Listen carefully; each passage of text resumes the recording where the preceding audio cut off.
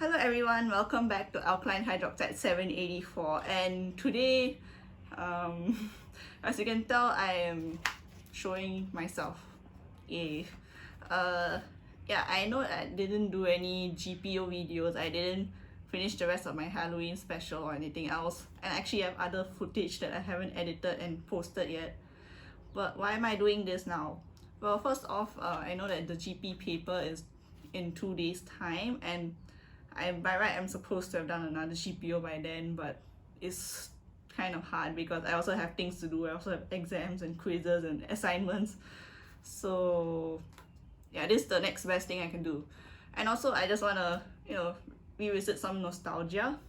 Basically, I have my old GP file with me still, even though I'm a year 3 uni student and supposedly don't really need them. I still have them. I have another big file here.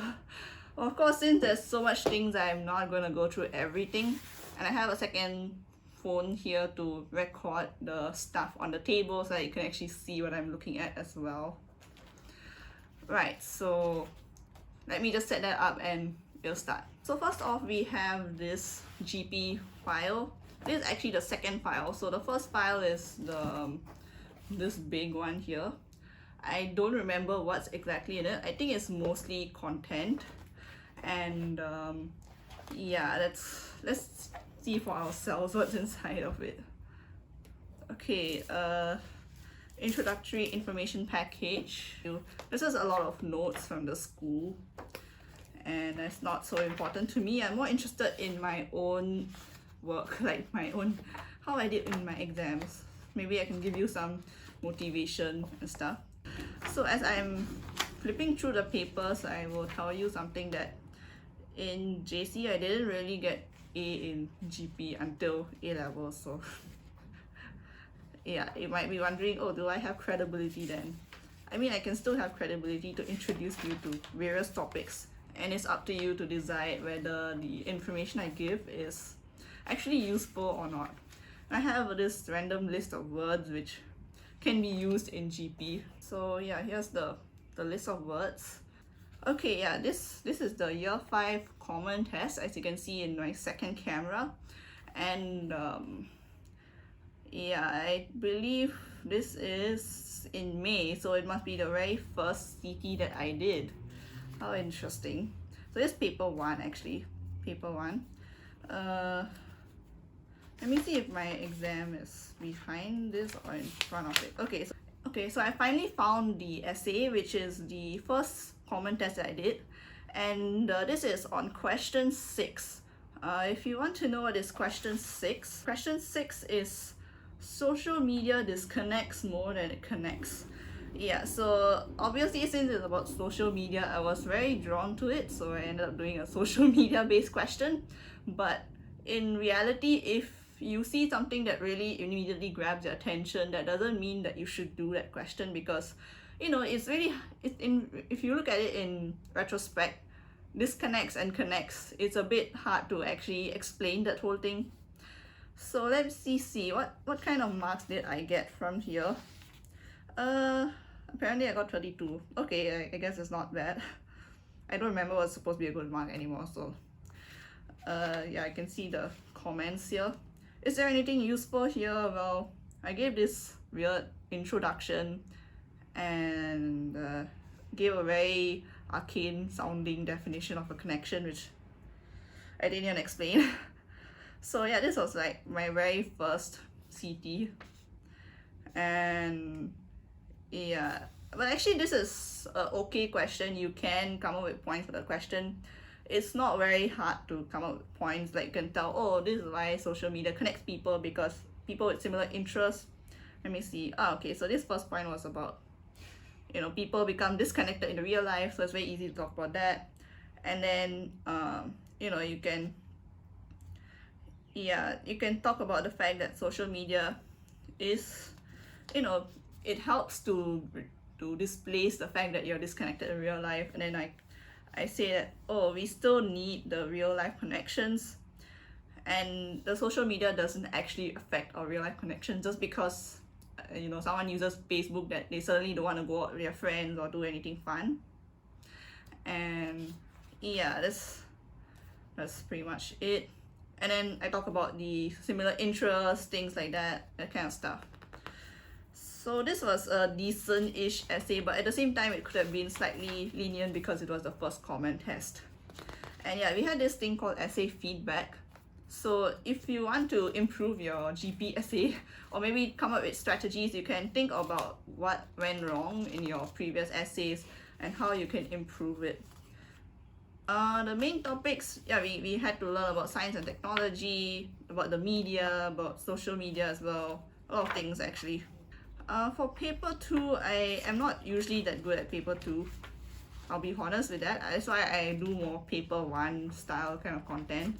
I don't really look at paper 2 because I'm actually not very good at it myself. Yeah, this is a very brief look at the paper 2. I think it's about let me see, relationship between false facts and falsehood. Of course, very relevant in Donald Trump times, I guess. As you can see, the mark is pretty sad. Wow, I guess that's why my GP mark wasn't very good overall, because my paper 2 was just so disastrous. Yeah, so the reason being is that first of all, I got a lot of marks wrong in the first section, the SAQs, and then my summary wasn't too bad, but it wasn't good for a summary mark. You're not supposed to be getting 5 out of 8, you're supposed to get at least 6 or 7. And actually didn't really, wait, did we have AQ? No? I guess we didn't have AQ, fine. We didn't have AQ for our first CT. So that's why it is upon 40 and not upon 50 as you saw earlier. Right, so let's go to the promos. Let me see what I can find there. So I found my promos in no time. I just need to see. Okay, so actually before we do the exams, they usually have like an assignment kind of thing. Basically, you just write a GP essay. So let me show you this. Okay, so let me show you this thing, which is the term 3 assignment. The question is, no matter how much scientific progress you make, there will always be more questions than answers. So this is actually my favorite essay, I think, from my entirety of GP essays. The first point is, I really like the stuff that I started with, which is basically the sand on the beach. And this is actually not my quote, but I got the chance to go online and look up quotes because otherwise I don't know any quotes. Let's just put it that way. And this quote is pretty cool, and I really like the way I explained it. Yeah, so what this means is, if what we know is what we do not know, as a grain of sand is to the beach. So basically, a grain of sand, sorry. Sand, there's a lot of them, lots of little grains on the beach. And if we pick up one and we look at it, oh, okay, this is a grain of sand, but we do not know what's the rest of the beach like. That's how our scientific knowledge is too. This is where I talk about why, even though we do so much progress, there's still so much progress to do. So this is a very philosophical kind of question to answer. If you answer it in a philosophical way, you can deal with the logical questions. So the first point was me saying that, oh, we have so much progress, we have so much stuff going on, we'll eventually reach a point where we have no more progress. Like, we would not know what we don't know. And after finding the answers to all of our present questions, we would only have the unanswered question, which is what we do not know, which is one single question. But the thing is, the assumption is based on the fact that we will completely take care of everything else that we have done. So the reason why I made this argument is because no matter what you do, you always have something that we do not know, right? So I cannot just say, oh, you'll find everything and that's the argument, because that argument is very weak. You cannot use that even as a counter argument. So instead, I put the argument that we only have one question that we'll have to answer, which is what we do not know. But in reality, as we find things, we always have more questions to find. Like, you find something and then that brings up multitude more questions, and we will never be able to find answers to some questions, even though I guess this is underlined, and things that are like, what happened right after right before the Big Bang, stuff like that. Existence of, what is this existence? I have no idea what I wrote here. But yeah, some very interesting things I talk about.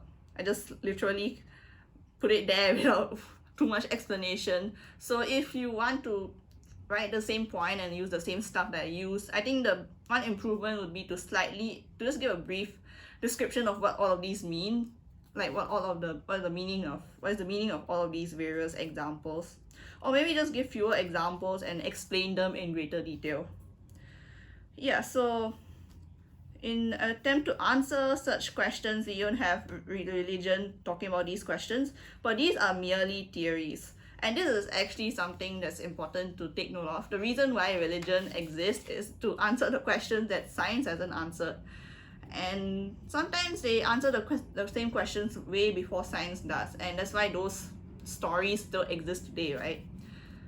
Yeah, so yeah, basically the rest of it is, even if we do end up with one single question, as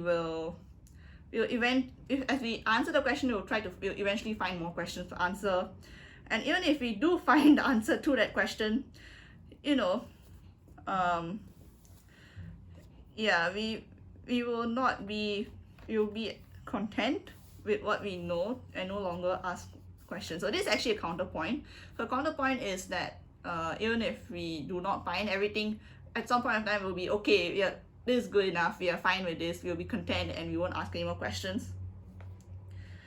But the thing is, this is actually kind of true to some extent. There are some things that have just been like there forever, and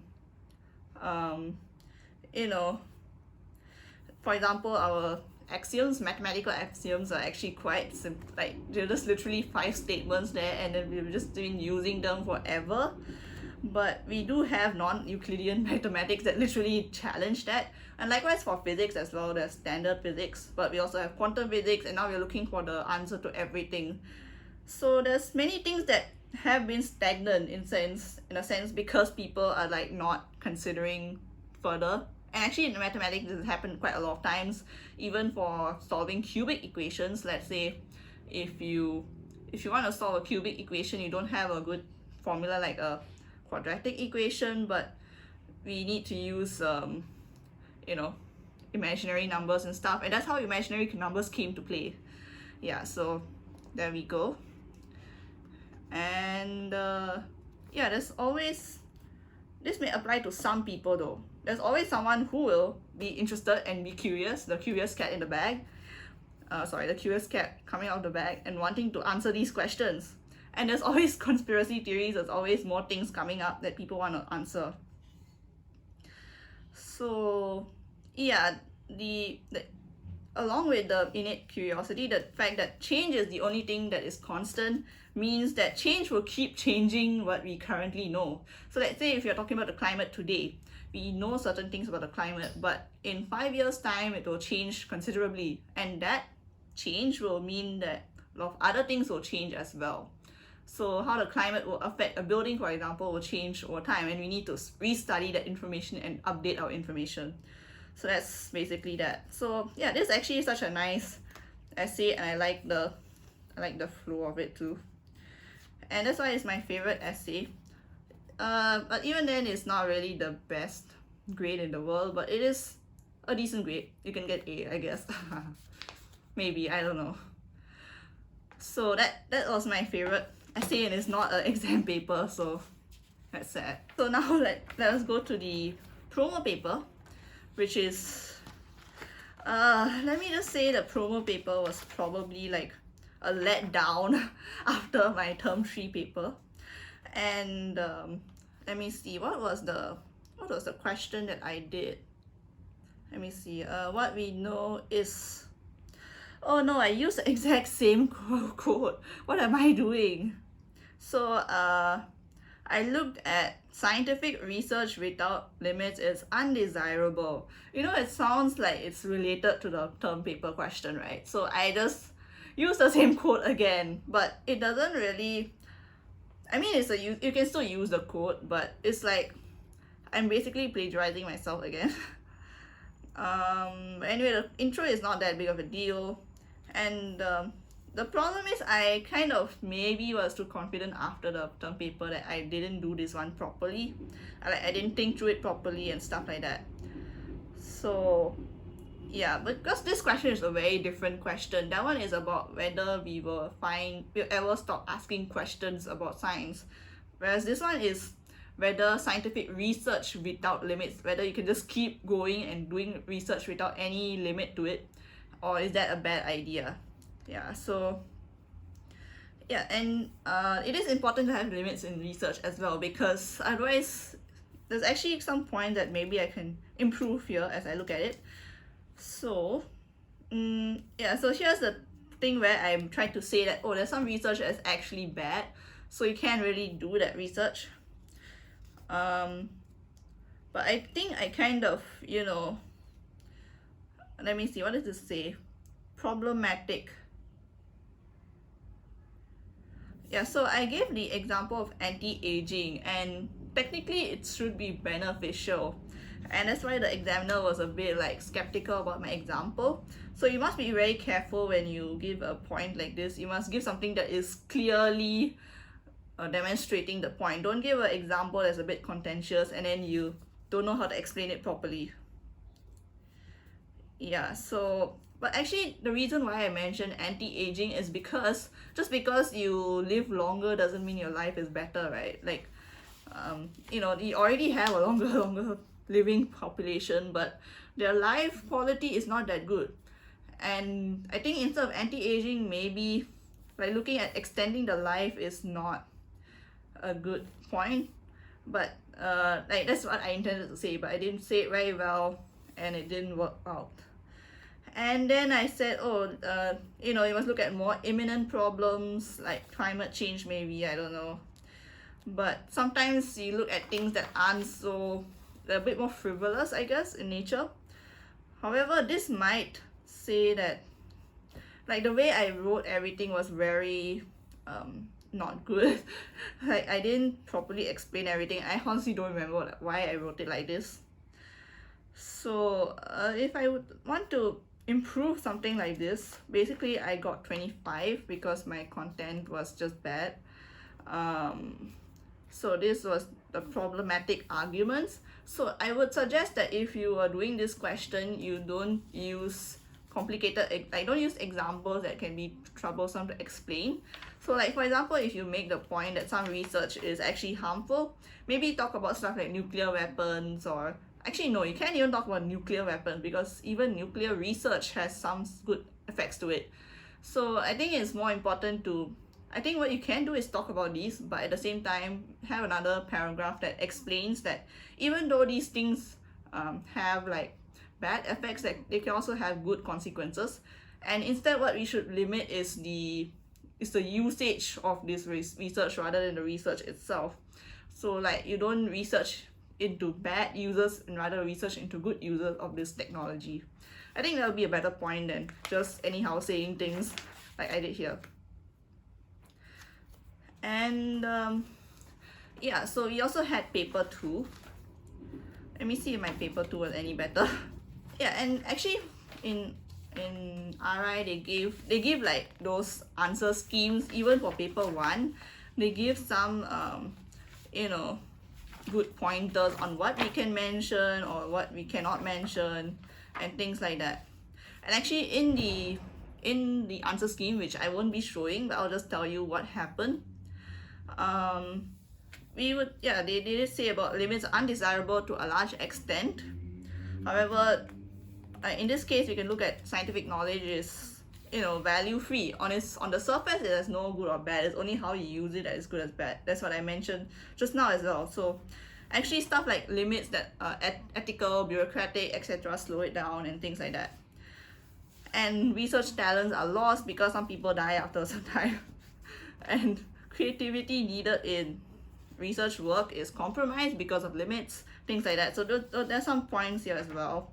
And also points for limits are desirable. So for example, inflicting pain on animals. Yeah, so there's actually a lot of research, medical research especially, that is done on lab mice or other animals, and that is kind of painful to them too sometimes. Even though they do euthanize the animals after they're done, it's still kind of not nice. And yeah, we also have, but the thing is, it's a bit of at the moment it's like an unnecessary, like it's a needed evil, that kind of thing. Otherwise we can't really get out the product to market and and ensure that humans are safe while using the product. But I think in the future there will be research on how to prevent needing animals. Even we can use like cell plates, or you can just create specific stem cells that can react in the same way that it would react in the human body. Yeah, so that's the point.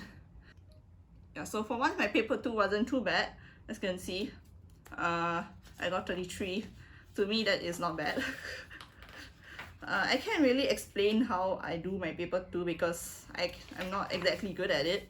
But yeah, as usual, I still get some SAQs wrong, but I did do a decent job in the summary. And I think there was a AQ, how much stuff I wrote. I filled up the 2 pages, and I even have another page, and I got 6 still. So actually writing a lot of things does not mean that you get a good mark. Do not unnecessarily write so much stuff like this, because it's basically you're using up your valuable time to write this stuff. So if you're bad at AQ, please don't waste your time writing a long AQ. Write a shorter one. Yeah. And focus your attention on getting SAQs and everything else good. Make sure you score well in the other parts of the essay. Okay, so now I will move on to 2018, which is when I was in JC2. We had even more reading material. Yeah, nothing exciting here so far.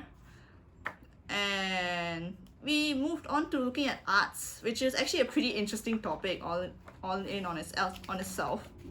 And I really find that topic quite interesting too. But I'm more of a science knowing person, so I generally talk about science, even though I do know some things about art. Right, so here's a question which I did. I do not know, I think this is like one of those term paper things, like before the exam we do the question. So let's look at that. Right, so you can see there's 5 questions here. Focus please. Yeah, so the one that I did was the public money one. Public money should not be wasting on supporting the arts. They should support themselves. So for this one I got 30. Of course, saying the marks is not very helpful because marks are subjective. It's based on who's marking it. It's based on many other factors as well.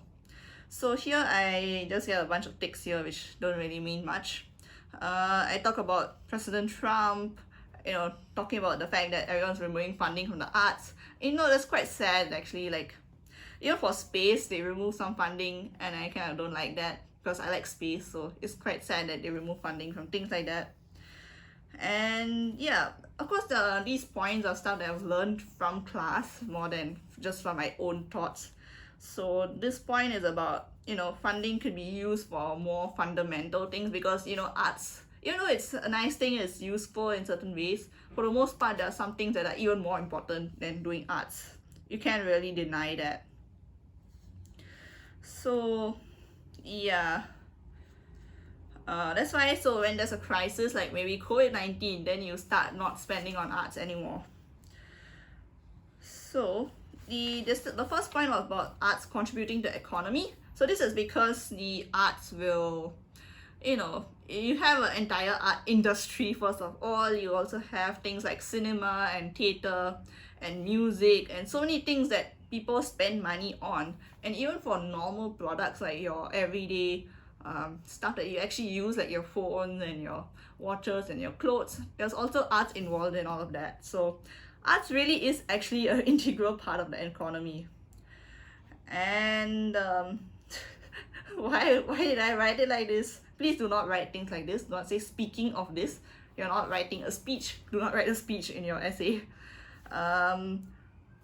Yeah, so but the problem with this whole point about the economy is that actually not a problem with the point itself, but rather the thing that you must tell after telling this point is that the arts ends up not really earning enough money, especially the pure arts part of the arts industry. It's because of the government funding being kind of lacking. Yeah, so they end up needing to depend on the government funding, and if they don't have it, it's kind of sad. You only have private funding, but in Singapore it's not that much of private funding. And yeah, you can see this is the point that was also taught to us in school. I think most of the points are kind of taught to us. The fact that even though there's government funding, the arts must learn to support themselves. They cannot just be relying on the government all the time. Like if all the other industries don't, I mean, I guess some of them do get government funding, but after a while they stop getting government funding and they sustain themselves. So there is all these things like Kickstarter, private things and all that stuff. So I am kind of supposedly answering the question. The thing is, I really focus on Singapore examples. So unless a question asks you for a local context or unless you're answering an AQ question, do focus on other countries as well. Do not just focus on Singapore. As a general guideline, you could look at 2 to 3 different countries in different continents. Maybe you can choose one from Europe, one from Asia, or you can use USA as well. Or if you don't have African countries, you can include it. I think the examiners will probably be very surprised if you know about Africa, because usually people will mention all the other continents but not really Africa that much. Unless it's about poverty, then yeah, which is kind of like a stereotype. So, you know, you can talk about Africa and other things as well. Actually, for the arts also, you can actually mention Africa because they do have a lot of artistic stuff going on there. The thing is, I actually don't know any information about it. So, okay, if you need some last minute self-improvement, you could probably do that. Alright, so that is the homework thing that I did before the paper. Okay, so finally we reached the term 2 common test. As you can see, the paper's also folded. You can't even see half of the paper. This is the term 2 common test. Let me see. Okay, so this is something that I got 32. So actually, I think all my marks are like in a certain range. Like I never really get 40 or anything, so yeah, I'm not like an exceptional GP student. So the question that I did is question 5. Examine the claim that more people should refrain from consuming meat. Oh, yeah, I think you might have heard this story already. I was going to do a different question, actually. So I was gonna talk about arts because that's what we were studying the entire semester, right? Like that term we were talking about arts. I was very confident with talking about arts. But then I see this question and it really struck a chord with me. I was like, I am immediately attracted like a magnet. It's like magnetically attracting me to this question. And I did the question and I somehow got a decent mark. So here we are. But please do not just randomly do a question that you really like. As I said, there was one question I did the previous thing and maybe that didn't work out so well. So please be careful with the question that you choose. I can answer this question because I have a lot of information about actually it's not a lot of information. I kind of rounded up or down some of the figures to make it work. But I can keep talking about it all day, so I can write an entire essay about it. So as a vegetarian, this is definitely something I like to look at. But of course the intro is a bit awkward because I kind of made it very, weird. So, yeah.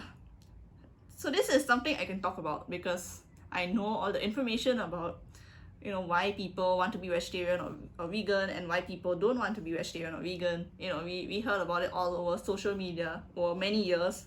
So I use all that information and talk about it. Yeah, so the point that I said is nutrition. I think you can talk about that. And you can still compensate the deficiencies. So this is extremely logical. Like, it's not something that is very hard to explain. It's actually a very easy question to explain. That's why you just need to know the information and you can just do well in this essay, even better than what I did. So, and yeah, environmental benefits is also very obvious. And then ethical benefits. Yeah, you can see my file is literally just lifting up at the back. Yeah, so ethical stuff. So I think I don't even need to explain the essay. I can just tell you the points. So this is a very simplistic kind of essay. You could do an essay like this, but you might not get a super high mark. So let's say if you're really desperate You can just stick to doing a pro-cons essay, but don't expect an extremely high mark. It will allow you to answer the question if the question is suitable for answering in that sense. So in this case, more people should refrain from consuming meat. It's just a yes or no question, right? So you can answer this question like that. But if you want to get better marks, it'd be good to look at gray areas, as the examiner tells here. So I think maybe what I can talk about is, just because you're vegetarian or vegan doesn't mean that you have a good, you're completely ethical or you're completely environmentally friendly, because even then there's a lot of other things that contribute to the environment, and even certain things like almonds or coffee or chocolate can have a huge environmental impact. And about animal rights, you can talk about some other things. I believe there were some other points that would have come to my mind. So I actually did explain this, I think, in one of my GPO episodes. You can watch the one on vegetarianism. Yeah, so that concludes the first file. This is a huge file. Yeah, let's go to the second file, which is probably easier to look at. And this file is a bit of a mess because the top part isn't even filed in. It's just like random pieces of paper and this tiny little thing that I have. I don't know why I did this. Oh, I think it's like a mini notes, like, summarized notes or something. And some very unfilled past year papers or something here. So you have the preliminary exam. Let me see if I can find the previous one. Okay, so we have yet another information package. So this is about politics and governance, also a pretty interesting topic in itself. Let me first flip through that. So you can see there's a lot of stuff here. Then there's some quick revision on how to do questions like this. Okay, so maybe some paper 2 things. The types of questions, you have the direct question. I can't read my handwriting from here. Okay, inferential, language. I think if you want to look at this information, just watch my GP strategy series. Yeah. Alright. I'm not sure what this is. I think it's also a past paper. It's about the communication industry. And I did manage to get 8 marks. As you can see, the amount of stuff written at the back is literally being seen through the paper. Summary, I think it's not hard to score in a summary. You can actually start writing it in pencil first. And then as you do your pencil stuff, as you can see, I've written a lot of stuff here again for AQ. And then I get 5 for it. So you can tell I'm not good at AQ. That's why I do not think it's useful to write a lot of things for AQ. It's just useless. Yeah, so okay, this is actually like a revision on how to do the AQ. So this one is about the internet and then the possible effects on individuals and societies. And then so in order to do the AQ, you first need to get the argument that answers the question. So I'll stop the video here and then just read it out. So you get the argument that is answering the question from the entire passage. And then look at the argument and then whether you agree with it or not. Then see examples in Singapore. So please be sure to answer things with information from Singapore.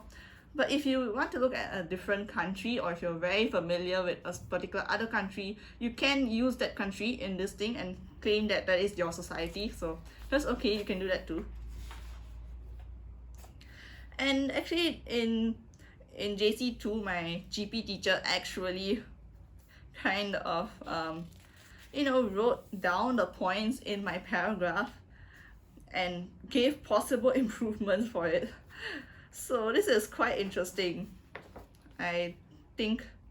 So this is my points. I don't know if you can see anything, but the possible improvements is okay. So this point is not in my paragraph, right? The MDA is banning certain things, and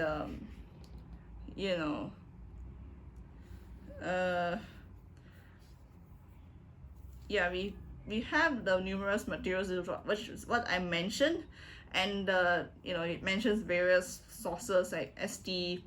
ST is probably, I don't know whether it's considered super credible anymore, but still, and things like Quora, Wikipedia, Mothership, all those things. Yeah, so there's all these improvements that were mentioned. So actually, like, what I did was I did mention that, oh, okay, I look at this, I look at that, I watch YouTube, I do this, but in order to make it better, you first give the point that, oh, not only in the realm of news, you can also look at the realm of entertainment. So you specifically state out the point before you give examples, rather than just saying, oh, I like this, or I seen this, or done that. Because just giving examples doesn't make a good AQ. You need to give a point which your examples can corroborate. Yeah, so she actually took like everyone's different like every week she'll look at one person's work and give improvements for it, which is actually quite a nice thing to do. So I do not know what this is. This is not the exam paper. This is just an external question, like a term 2 assignment. This thing wasn't good. I got 27. So this question was once again about science. Even though I like science, sometimes I kind of mess up science-based questions. So the best way to combat disease is through science. Do you agree with that or not? Yeah, so yeah, I can always give some flashy introduction, talk about everything that science has done, blah blah blah.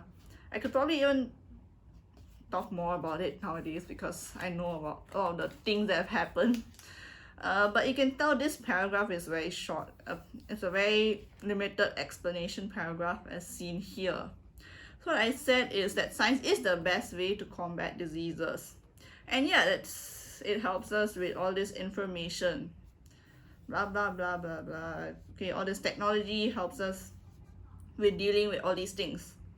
But I didn't really continue with it. So why does this mean that it's helpful for diseases? Just because it helps us with curing all of these things, that doesn't mean that, oh, it is the most important thing to cure diseases. So maybe what I can say is that because science helps us to find all of these things, if it's not something that you can get otherwise, and in many cases some of these diseases are not like curable on their own. They don't really heal well on their own, and they indeed require the assistance of science or research in order to actually become cured. And before that, if you know about the life expectancy, it has increased over the years because of scientific progress. So you could use things like that to help to corroborate this and make it more substantial. Even though there's a counterpoint, you must make sure your counterpoint is complete. You cannot just give a very weak counterpoint just because you want to counter it. However, as important as it is, science alone cannot help us fight off. Okay, so I kind of just I'm ready to like attack the particular claim. So I think I did make the mistake of giving a counter that is not the right counter for my next point. Yeah, so I give too much information here, as we are unaware of the vast knowledge it provides and of the right way to interpret said knowledge. So this is not mentioned here. Like I never talked anything about the fact that science gives us so much knowledge and stuff like that. I never talked about it. So it's a bit, and this doesn't work with this question because it's not about whether science is easy to handle. It's about whether it's the best way to deal with diseases. So yeah, this was not a good essay. And there's a point a bit like again. So I just keep saying, oh, there's this way, there's that way, there's all these ways, but I never said which one was the best way to do it. Even though my main idea was I wanted to say that you need everything in order to combat a disease. Is there really one best way for combating a disease? Yeah, so this is just some at the same time, even if you want to write an AQ, do not write a one paragraph AQ and expect to do well. Do not do that. I mean, you can write a one paragraph AQ, but that is not how you should do it. I mean, you can do a intro plus a one paragraph. That is okay, but don't just write one single paragraph and expect that to work. So I found the term 3 common test. Okay, so this is a question. Let me see if I can find it. Science is man's best hope for creating a better world. How far would you agree? So as usual in all of the papers, I do write down my points here before I start. And this one I got 32, so that's not bad, I guess. Yeah, I obviously talk about Google Duplex, given the timing. And we were also talking about that in our AI stuff, like AI related things, science related things. But I have a better understanding of it now than I did at that point of time. So, yeah. So here I talk about science offering the best hope for bettering our world. They gave a concrete solution, things like that. But science on its own is not always the best hope, as it is sometimes not used due to the lack of awareness in societies. Like, you don't utilize the stuff that you created even though it's there, in a sense. So like inaccessibility, please do not just say some African countries. It would be better if you give specific examples, because specific examples are supposed to be better. So unless you're really desperate, like how I am sometimes here, because I can't remember the names of certain countries and things like that, and I actually don't have a specific country.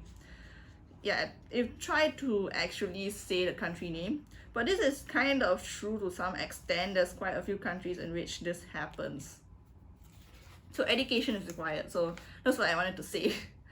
And something funny happened. I can't read anything. Missing link in the paragraph. So I guess I did tell the point, but then I couldn't link it back well. So maybe less effective when it's used for bad things, basically malicious purposes. But this is just a very weird point, so yeah, it may not be the best hope when it is not like done, like it's not done in a collaborative effort, it's not done internationally. So that's what I wanted to say, but I don't use the best language still, so yeah, I can maybe rephrase that to make it better sounding. Okay, so I have some awareness but not a lot of awareness. So yeah, I was just throwing a bunch of examples. So please don't, just because you know information doesn't mean you just dump all of it into one paragraph and expect it to work. You must be careful about, oh yeah, so apparently I seem to give the impression that I thought that best means perfect, whereas best doesn't have to be the most perfect solution, because the way that I phrase all my arguments actually makes it sound like, oh, science is not perfect, therefore you need all these other things. However, I should be looking at whether science is the best option. So if let's say you have a similar problem to me, please do not do questions that ask for best. Look at more straightforward questions that are just yes or no, things like that, you know. Don't look at things that are too complicated, have too many factors to answer. Because you can see, first of all, there's the word best. Second of all, there's the better world. So these two are hard to define properly sometimes. If you're not good at figuring out, then please don't do such a question. Do I ever do well in paper 2? Apart from that one time I got 33, well, I don't know. I don't remember, honestly. My summary wasn't very good either. And once again, even though I wrote a super long AQ, I still get 5.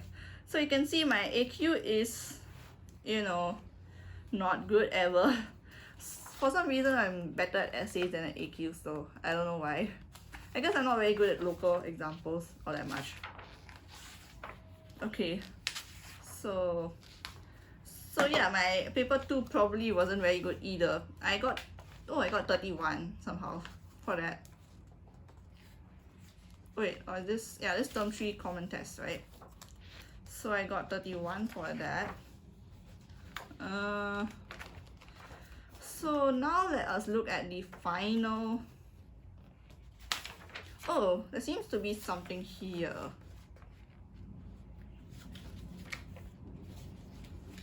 I'm not sure what this is. There's a essay here that I got 34 for. Okay, so there's this question. There's this question on how effective is technology in making us healthier. So yeah, I guess technology, I did kind of say everything here. So yeah, so there's no words like best or anything, it's just how effective, so easier to answer this question.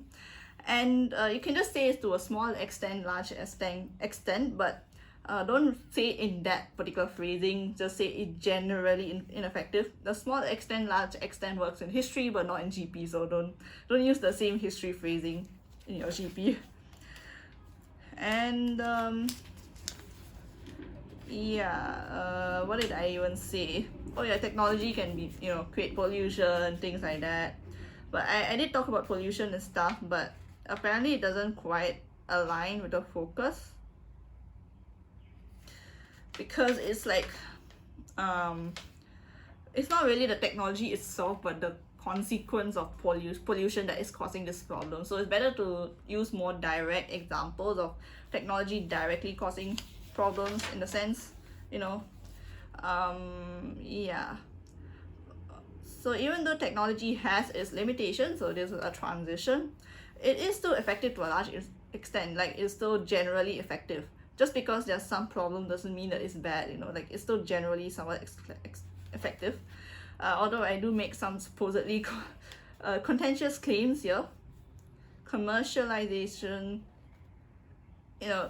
further the interest of people. Okay, I do not know why I decided to talk about sports when I know nothing about sports.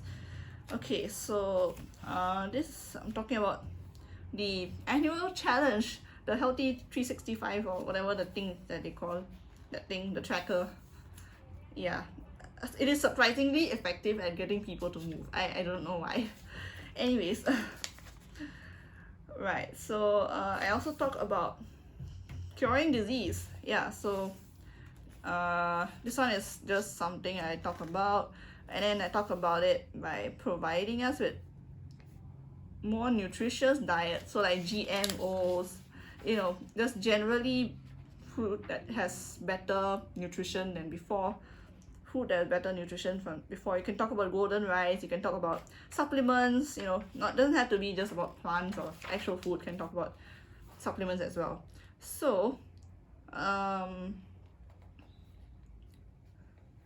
yeah, so basically we had to, apparently there's some things that I haven't covered fully, which is, for example, the sedentary lifestyle. So even though we have so much technology that's helping us to be healthier, at the same time it encourages a sedentary lifestyle. Like, you sit in the office, you just do stuff for a very long time.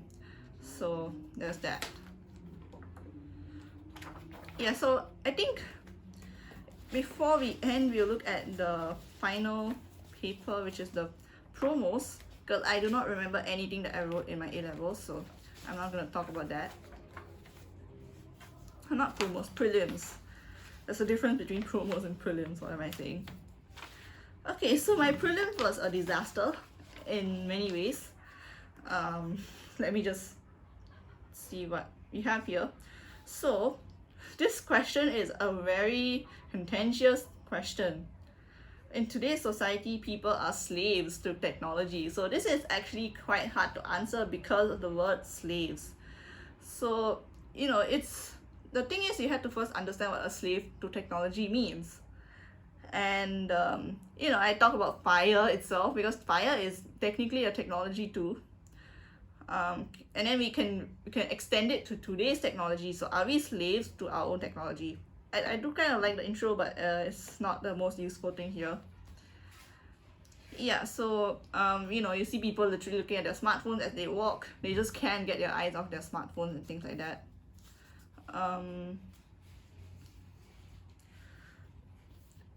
So I just keep saying things that, oh, people are able to easily access and therefore they use it a lot and things like that. And yeah, And then after that, I try to say that, oh, we can't even figure out how to make things from scratch. We keep having to rely on the, manufactured products and things like that. And this point was not a good point. So yeah, please make sure that even your so-called opposing point is a good point, because otherwise your essay won't start off on a good note, because you're starting off with your opposing point. So make sure it's good too, so that when you counter it sounds even better in a sense. So in a way, the technology still does enrich our lives, so the point itself wasn't good to begin with. So basically it's easier to say that we are not slaves, because you can actually control our own technology and things like that.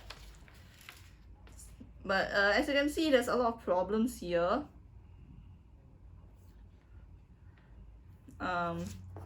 And I maybe was a bit of an idiot during the exam timing, because for some reason I thought that, replacement of your job means that you're a slave. But no, it's not how it works. A slave is in a case where the doctor has to work for the AI instead of the AI working for the doctor. In this case, but in reality, if the AI replaces the doctor's job, it doesn't mean that the doctor is a slave. And now it's just that he's just displaced by the technology, which is a very different thing. He still has his own freedom, he can still do his own things, but my entire essay was a mess in prelims. So that's why you must be very careful when you see a question. If you see a word that maybe you think you understand, but you in reality do not understand, then you're kind of screwed. So don't choose a question with a word that may be a bit hard for you to explain. Choose questions that are easier to answer. If this is not dependent on your pride or anything, please make sure you answer the question that you can actually answer.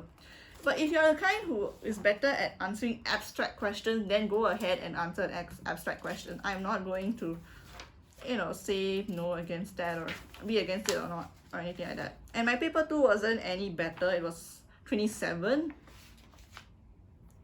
So you can see the 27 here. Not exciting at all. So my SAQ, I mean, I'm just bad at everything in the paper 2 in general, so. And I didn't really do well I didn't really get that great of a mark in here either. And once again, a pretty sad little 4, because I think I probably ran out of time, or was just rushing through it as usual. So yeah, I think there isn't much else here that I can talk about. Really, the rest of it is just last minute, practicing and things like that. So yeah, and then the final thing is actually the actual A-levels. So I do not remember which one I did. I didn't even write anything here on the paper. What am I doing? Yeah, I wonder if I wrote the question 12. Consider the view that we do not take enough responsibility for our own well-being. Or did I do question 11? I honestly don't remember. Because I kind of I put a strike on question 5, 10, and 11, which means that I didn't want it. Yeah, I guess. Cool. Anyways, I hope you guys find this interesting. I hope I don't look like a mess throughout the entire video, because I have to edit it really quickly and publish it. Yeah, that's about it. Thank you. Bye. Yeah, good luck for your GP exams and stuff like that. I'm pretty sure you'll do a good job, especially if you have been diligently looking through your past essays, seeing what mistakes you've made, or what are the good things and what are the bad things that you've done in your essays. So don't worry, and I think everything will be good. Alright, so if you found this video useful, please press the like button and subscribe. And with that, I would like to say thank you and bye!